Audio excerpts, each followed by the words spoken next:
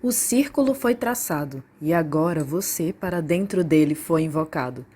Seja bem-vindo, meu caro ouvinte, se aproxegue, pois daremos início ao ritual.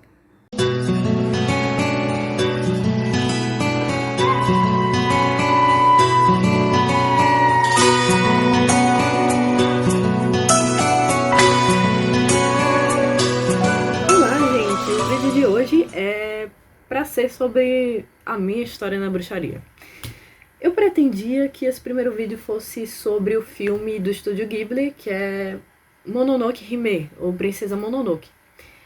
Porém, como a pandemia cresceu bastante, vai se tornar um pouco difícil, então vai ter que ser adiado, porque eu pretendia convidar os universitários do oculto para consultar as opiniões deles sobre esse filme, porque é muito interessante ter várias opiniões quando a gente está se tratando de uma obra artística, né?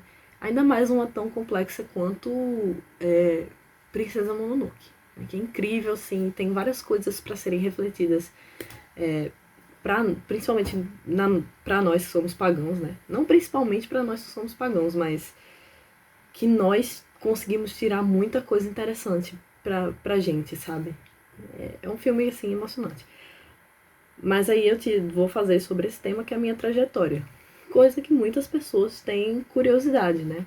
Umas porque se impressionam, né? Porque elas têm uma visão muito preconceituosa do que é bruxaria, do que é ser bruxa. Então elas se perguntam como se você estivesse perguntando: não, por que você resolveu ser do mal?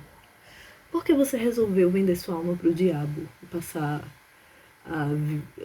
o resto da eternidade queimando no inferno? Outras pessoas perguntam mais um tom de curiosidade mesmo, e outras porque querem ouvir uma história parecida com a sua, ou seja, outros bruxos. Mas assim, eu não culto o diabo, eu sou uma bruxa pagã, ou seja, eu me baseio em religiosidades pré-cristãs que não tinham essa concepção de diabo, assim, como se tem no cristianismo. E eu sempre fui uma criança meio pagã, assim. Olhando pra trás, eu percebo que eu vivia fazendo poesia sobre a Mãe Terra, sabe? Pirralho, assim, 7, 8 anos.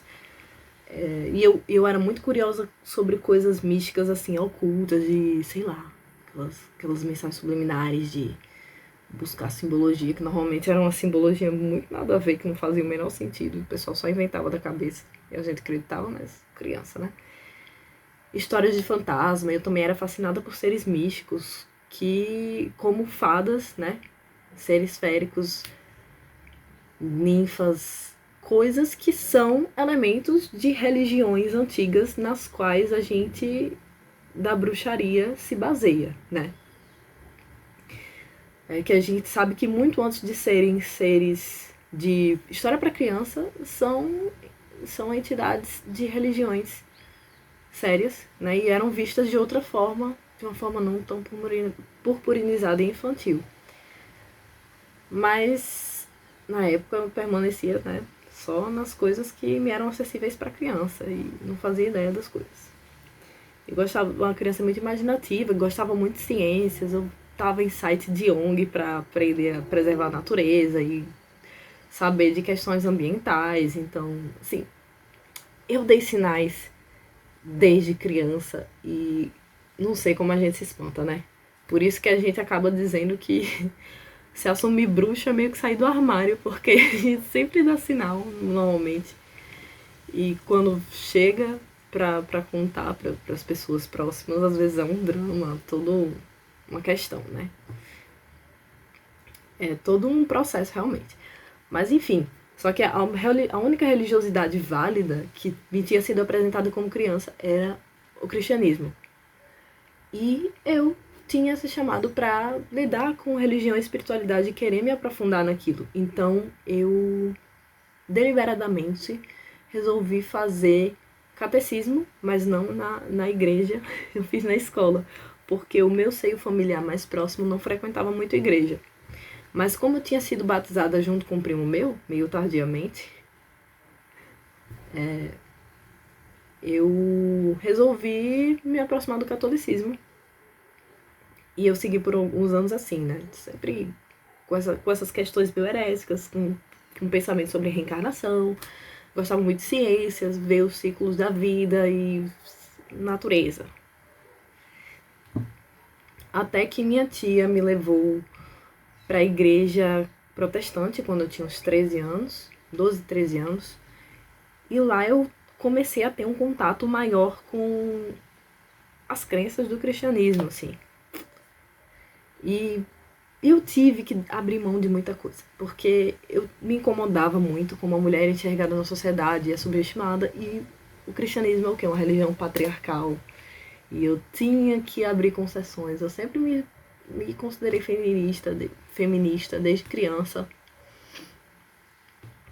E eu tinha que tentar fazer as coisas encaixarem, sabe? Só que é difícil, gente. Uma religião tão patriarcal quanto o cristianismo. Enfim, bom. Só que assim, eu passei por muita coisa dentro do cristianismo, mesmo antes dessa. De realmente frequentar a igreja assiduamente. Eu acho que acabam impondo muito medo. Eu participei de várias vertentes das igrejas protestantes, várias mesmo, não foi só uma, e eu encontrei padrões que pra mim não eram legais, sabe? Incutindo medo de ir pro inferno, há uma culpa enorme. Então, assim, você mentiu, você está ofendendo a Deus. Imagina você ofender a divindade que você ama e que fez um sacrifício enorme por você, sabe? E na época da minha pré-adolescência, eu tava desenvolvendo minha sexualidade como qualquer outro adolescente, assim, tipo, descobrir o próprio corpo e ter esse tipo de interesse florescendo, né? Mas aquilo era reprovável. Então, assim, eu me sentia muito culpada. Eu também sofria bullying e eu tinha que enclausurar meus próprios sentimentos e dar outra face, sendo que não era a melhor forma de lidar com aquilo. Então tinha muita explosão de raiva justamente porque eu queria negar aqueles sentimentos, porque era pecado, né? E eu era uma pessoa que eu queria muito seguir à risca aquilo que eu estava acreditando. E passaram várias coisas, né? Muitas coisas me incomodavam. De verdade, assim, se eu for falar tudo, me incomodava muito. Só que ao mesmo tempo eu tinha muito medo e muita culpa de me questionar. Só que uma das coisas que me fez finalmente querer sair foi um incômodo justamente por causa da ciência, que alguns pastores são meio negacionistas científicos, sabe? E pra mim aquilo não fazia o menor sentido, até porque eles não faziam ideia do que eles estavam falando. Assim, quando eles queriam contradizer a ciência. O preconceito, né? A ideia de que pessoas são condenadas ao inferno por simplesmente serem quem são, como homossexuais, como, sei lá, várias pessoas. Mas o primeiro exemplo que me veio na cabeça foi esse. Pessoas que não tinham contato, sabe? Essa questão de verdade absoluta. Pastores dizendo que a gente deve ter cuidado com aprender, tipo, com aprender filosofia, com aprender ciência. Sabe? Isso tudo me soava muito suspeito, além do medo que era incutido do demônio. Então, assim, se você cometer um mínimo deslize de pecado, uma pequena mentira, você vai estar sujeito ao diabo. E aquela ideia de que o diabo fica o tempo todo tentando a gente, o nosso subconsciente fica atormentado e ele tende a fazer a gente encarar os nossos medos. Então eu acabei tendo um medo do escuro.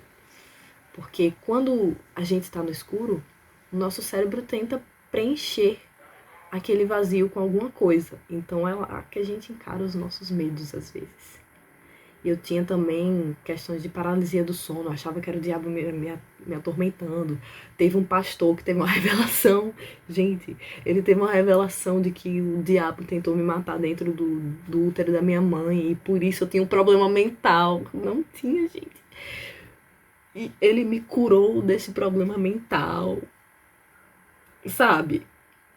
Só que assim, eu era muito sugestionável porque eu sofria bullying, como eu já falei. Então eu tentava achar uma explicação para aquilo que eu tava sofrendo. Então eu acreditei por um momento que eu tinha um problema mental, sabe? Nossa. E o racismo religioso também. Eu comecei a me questionar muitas coisas. Teve uma hora que eu não aguentei. Eu não aguentei mais ter medo de me questionar. Eu não achava justo muitas coisas que eram impostas lá. E eu resolvi me questionar e virar agnóstica. Aí eu passei uns anos agnóstica e desenvolvendo melhor as minhas próprias crenças e desconstruindo muitas coisas dentro de mim. Preconceitos que foram incutidos pela igreja, como entender melhor pessoas transexuais, pessoas não hétero, sabe? Entender mais de filosofia, encarar os meus próprios medos, meus próprios receios em relação a várias coisas, inclusive a não existência de nada. Pode existir, não existir, então assim, eu não posso ter medo de.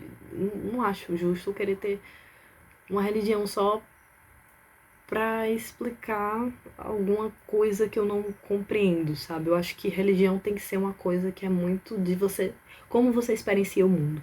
Acho que pra explicar o mundo objetivamente, a ciência tá lá. Mas a forma objetiva e materialista de compreender a realidade não é apenas essa. Então eu fui muito pelas coisas que eu sentia, recuperando as crenças e os interesses que eu tinha antes de me aprofundar dentro da igreja. Perdi medo do escuro. Hoje eu adoro ficar no escuro, amo, me sinto muito confortável, inclusive. Como é muito calmante hoje em dia pra mim, sabe? Quando a gente vai se desprendendo de vários medos. Enfim. E eu fui percebendo que pra mim a igreja era como se fosse um relacionamento abusivo. Porque dizia-se que comparam os fiéis com.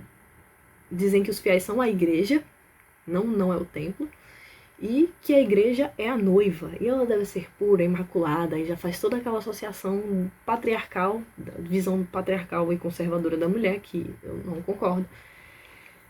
E diz que a gente deve amar a ele, somente a ele, e primeiramente a ele, porque a gente não vale nada. Que ele fez tudo isso por nós. Ele fez tudo isso por nós e é a nossa obrigação retribuir com a devoção total, absoluta e pensar só nele em 24 horas e dar toda essa devoção. Então, assim, era muito sufocante pra mim. Que é as coisas que estavam escritas na Bíblia, além de coisas que, assim... voltando. Aí, depois do tempo agnóstica, eu encontrei na escola um grupo da Feira de Ciências que apresentava sobre religiões. E algumas dessas pessoas estavam apresentando sobre o Wicca, que é a religião mais conhecida dentro da bruxaria, né? Mas nem toda a bruxaria é religião. Mas pra mim a Wicca foi uma porta de entrada muito, muito legal pra bruxaria. Hoje eu não sou wiccana, eu faço parte de uma tradição de bruxaria chamada Tradição de Bruxaria Green Fairy Brasil. E ela ajudou a amadurecer vários pensamentos, assim, fazer essa transição do cristianismo para a bruxaria de uma forma mais natural, né? Uma forma que não fosse tão chocante para mim. E assim, eu me identifiquei de cara, porque como eu já estava trabalhando coisas que eu realmente acreditava, olhando para mim mesma, para depois procurar uma fé, aquilo batia muito com o que eu acreditava. E foi muito emocionante. E em 2014 eu comecei a estudar bruxaria sozinha e fiquei uns anos praticando solitariamente e me identifiquei muito com a questão de natureza, né? Eu era criança que conversava com a lua quando estava se sentindo sozinha, quando estava triste. E tudo aquilo fazia muito sentido para mim. As visões e as possibilidades, né, de estudo que são infinitas. Eu fui fazer história por causa da bruxaria. Porque eu queria entender melhor o paganismo antigo nos quais a bruxaria se baseia, sabe? Que nos quais ela se inspira para fundamentar as crenças. E foi uma escolha enormemente boa para mim, porque eu amadureci muito minha visão de mundo e minha compreensão da sociedade. Não só voltando para minha espiritualidade e para minha prática religiosa.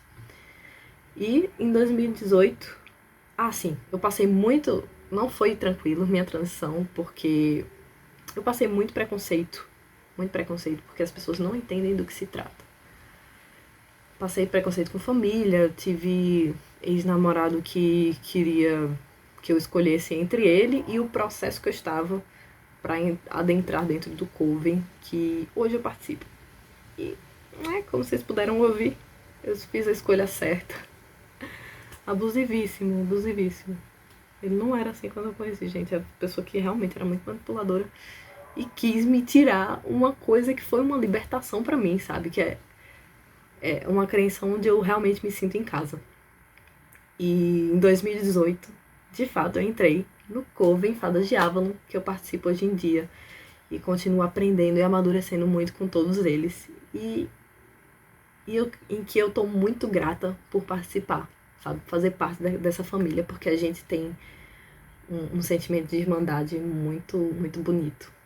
E me ajudou a trazer várias curas, né? A prática da bruxaria me curou muito emocionalmente. Hoje eu sou uma pessoa muito mais estável e muito mais segura em comparação ao que eu era.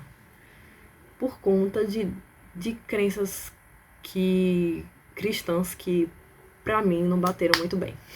Sabe? Que não me fizeram bem. E foi por isso.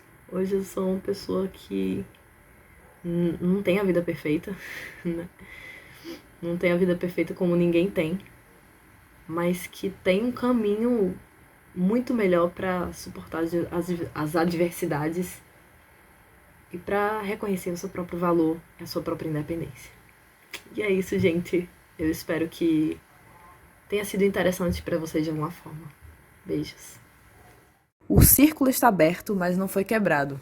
Feliz encontro e feliz partida para um feliz reencontro. Até mais.